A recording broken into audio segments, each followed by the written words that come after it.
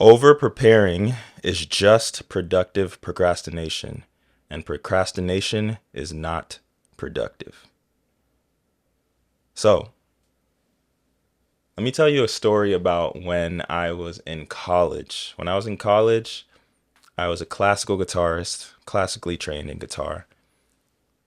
However, I wanted to be a jazz musician. I wanted to be a musician who could improvise, right? And so one day I had a conversation with my jazz teacher because even though I was in the classical musician program, I had a jazz teacher on the side because that was really what my passion was. Just wasn't good enough to be in the jazz program. Um, so I had the conversation with my jazz teacher and I just told him like I suck at improvisation and I just don't know how to get better at it. And he was just like, "Well, do you go to jam sessions?" And I was like, "No." And he was just like, "Well, there's your problem right there. You got to start going to jam sessions. You got to start practicing playing with other musicians." And in the back of my head, I already knew this. I just had been procrastinating because what I was telling myself, the story that I was telling myself was you need to practice more before you're good enough to play with other musicians. That's literally what I believed. And so that's what I was doing. I was just practicing all day in my room, practicing my scales, practicing my songs, practicing music theory, but I was not practicing playing with other musicians. That is why I sucked at improvisation. So when he said that, I was just like, okay, now's the time. It's time to stop procrastinating. I got to get in there. So one of my homies, monster guitarist, um, I was talking to him and then we decided to go out to this jam session. And we go out to the jam session. I bring my guitar, my new electric guitar, because like I said, I was a classical musician. So had a brand new electric guitar and brought it out to this jam session and signed my name on the list. And I'm watching all the musicians play. And every time a song ends, I get more and more anxious. Every single musician who got on that stage was nasty. They were insane. Um, and there was always this focus on the guitarist. The guitarist was playing the like at least three guitarists went up before my homie went up, and every single guitarist had these crazy solos. I mean, they were making some of the most amazing music that I had ever heard. And then my homie goes up. And honestly, by the time he went up, I had already decided that I was not getting on stage. I was like, this is not, I was like, I need to go home and practice more because I am not good enough to play with these musicians. I just knew I wasn't. So I had already decided that I wasn't getting on stage. Probably the second jam in, I had already decided that I wasn't getting on stage. And then my homie gets on stage, kills it just like all the guitarists before him.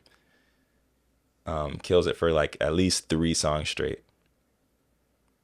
And then the moment he got done, he started gesturing for me to get on stage. And I was just like, nah, bro, I'm not getting on stage. Like I was off stage and I was like, no, I'm not getting on stage. I'm good. We going maybe next time when I practice some more scales in my room. And he's just like, nah, come on, like it's your turn. You're next. And I'm like, no, I'm not getting on stage. And this went back and forth for at least a whole minute. Everyone needs a friend like this guy because he wasn't taking no for an answer. He was legitimately like not removing his guitar from the amp and not getting off stage until I got on. And so when I realized that he wasn't gonna allow me to punk out, and because this exchange was going on for so long, at this point I feel like the venue could hear how much of a baby I was being, how scared I was being on stage or from getting on stage. I was just like, fine, let's do it. I'm gonna get on stage. And it was so funny how anxious I was. But I got on stage, plugged in my guitar, and the band started to play. And then I started to play. And the reality is, I was so nervous that I couldn't even hear myself. And I was just hoping that I was just hoping that I didn't sound too bad, but I couldn't even hear myself. And then the song ended, and when the song ended, I realized that I hadn't even turned my guitar up. I literally plugged my guitar in and was fingering and playing stuff, and my guitar wasn't even turned up. That's how nervous I was. So again, there is no perfect time to start. You just got to get on stage no matter how nervous you are.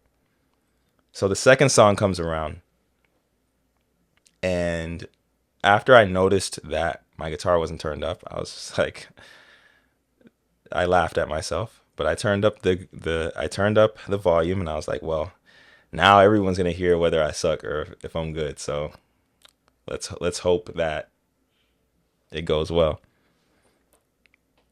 Second song plays. The moment I start playing, all the musicians start cringing.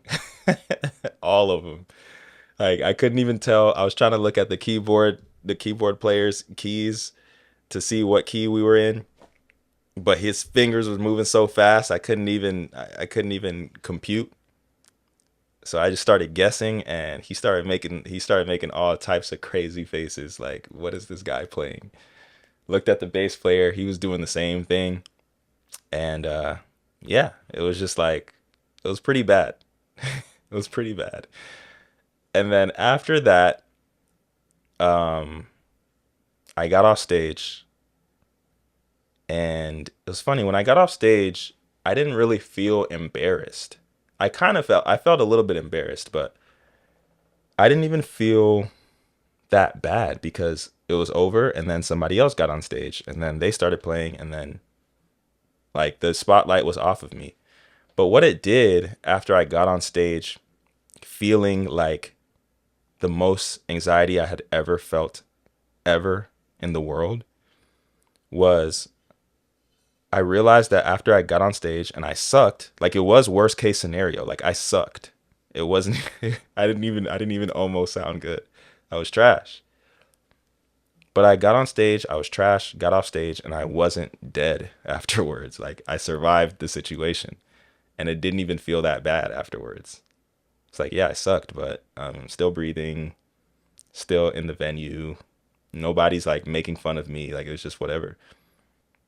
And then I was just like, huh, what if I get back on stage? And so basically, when I experienced the worst case scenario of me getting on stage and sucking, I was just like, oh, that actually wasn't that bad. So I'm gonna get back on stage. Because originally I didn't think I was gonna get on stage at all. Then I got on stage, sucked. You would think that I would just go home after that, but it gave me the confidence to get on stage again because of how not that bad the situation was. And I got on stage a second time, and the second time I got on stage, I played significantly better than the first time. Still wasn't that great, but it was significantly better. I was actually in key for most of the song. And then after that, I got on stage a third time that same night.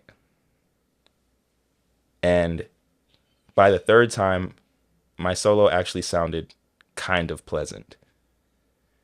You see what I'm saying? The procrastination of starting the process is exactly what is holding you back from getting better.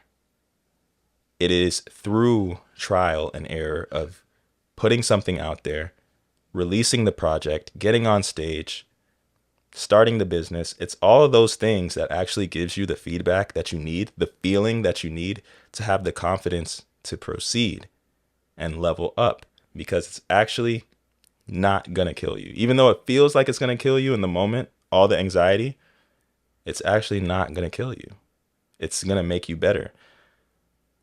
The true way to perfectionism, or the true cure to perfectionism, is imperfect action, because it is only through a big quantity of imperfect action that perfection is even able to be obtained. Welcome to the Thriving Artist Corner, where we talk about the process of mastering your craft, using the process of mastering your craft as a vehicle to your spiritual enlightenment and your material success. And you can subscribe to our free newsletter. Link is in the description below. If you like the video, give it a like, give it a comment, and subscribe so you don't miss next week's episode. Have a beautiful rest of your day, and stop procrastinating. Put yourself out there, do the thing, and do it now. Peace.